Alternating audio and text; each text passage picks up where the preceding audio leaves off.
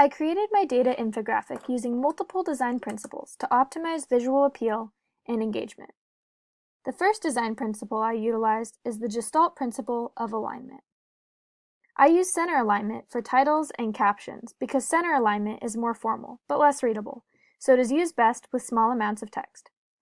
I also utilized horizontal alignment in the Weapons of Mass Destruction section because the section has a larger amount of text, making it easier to read. The second design principle I utilized is using complementary colors. Complementary colors are colors which are opposite of each other on the color wheel. Placing complementary colors next to each other allows the viewer to see all of each color without them blending together, which allows the visuals to pop. I chose to use the complementary colors blue and orange, along with the color yellow. The third design principle I utilized is contrast.